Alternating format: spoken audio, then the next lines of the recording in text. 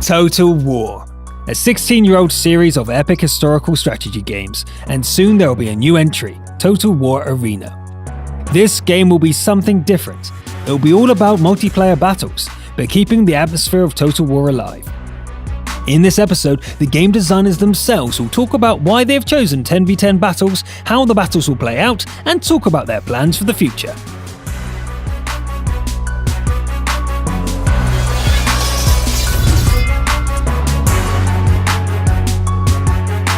I'd expect new players to get excited about Total War Arena because it contains all of the traditional traits and aspects of a normal Total War title, combined it and tailored it into the ultimate experience, which I think is online multiplayer.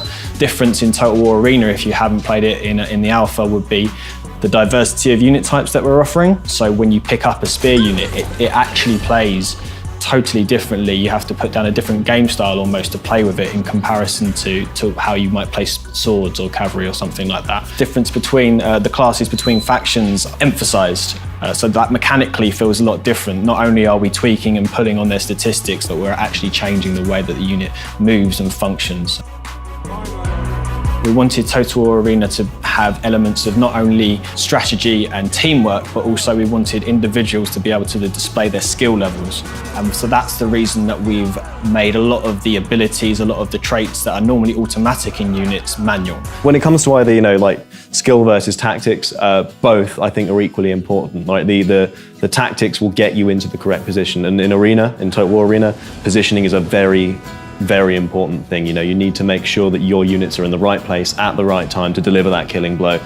But skills can get you out of a bad situation. So if you're in the wrong position, skills can remove you from that situation. I'd like to think that we've managed to get a really decent difficulty curve in our game. So at the beginning of your experience, when you first start out, the decisions you make will be slightly softer. You are going to have a little bit more of a chance to survive, right? But as you progress through the game, it does become more important. We've scaled our stats in such a way that it becomes a little bit more dangerous as you get towards the higher tiers. We wanted to create a game that's easy to learn and pick up, but difficult to master. We tested multiple variations of configurations of setup from 1 versus 1 up to and above slightly 10 versus 10.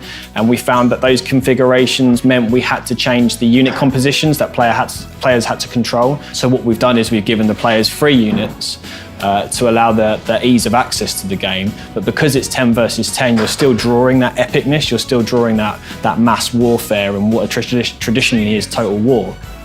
We'd like to look at introducing new game modes to the game at some point.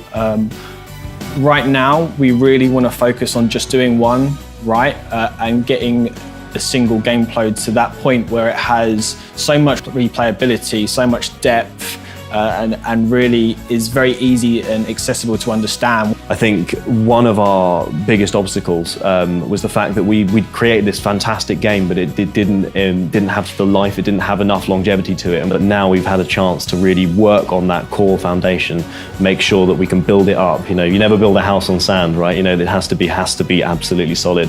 And with this reworking, we've completely redeveloped the unit trees from start to finish. We looked at all of the areas where players were dropping out of the game. We analysed that. We looked at it and we thought, right, we can improve on this. We can make this much better. We've added a lot of features to the game that make it easier to play as a team. That was some of the feedback that we got from the players, that they would have wished to have more, and we really took that to heart, and that's something we've been working on. So we've also completely reworked the reward system, meaning how much silver and free experience and unit experience you get from battle. So now every type of thing is rewarded. Whether you scout for somebody, whether you capture or decapture a base, whether you simply prevent the enemy from doing something, and therefore playing together as a team is much more important. So there was a number of features that we've changed and altered because of either playback internally or player feedback when we've been doing more public testing. One that I'd probably pick on is the combination of the mini-map and the tactical map. We analysed the mini-map and based on player feedback, we realised it wasn't even doing its basic job that it's supposed to perform. So we took that away, we decided to rework it and improve it. We improved the design and the visuals. And then when we delivered that, we kind of realized that actually it made the tactical map redundant. it wasn't needed anymore. So we've now removed the tactical map from the game, but in favour of a mini-map that's much clearer. It's doing its job and it looks a lot visually nicer. There's lots of new content coming into the game, including commanders, units and maps. We're working on quite a few maps at the moment. One of the key aspects that we want to address is to tier maps into pools, so that effectively when you're playing the earlier tiers, you get specific maps suited to that, not just for pacing reasons, but also for accessibility reasons. One map in particular that we're working on at the moment is called Capitoline Hill. Capitoline Hill is going to be an early tier map, so it will be available to probably something along the lines of tier 1 to tier 3. So when you're new to the game, it's quite small, quite contained, has very few kind of complexities in it in terms of heights and ground types and all of those mechanics. So it allows you to learn the game, allows you to experience the game. So we've built up this really strong foundation now, and it's time to just start making more stuff and filling the game full of content, right? There's so much that we're going to do and that we can do. So obviously there are going to be new commanders on the scene, there are going to be new unit types arriving. We have the Folksmen, who are going to probably get some sort of reworking soon. We really want to make sure that when we deliver our content, it's going to be meaningful, it's going to be interesting, and it's going to be fresh. You know, it's going to bring this new level of excitement to the game.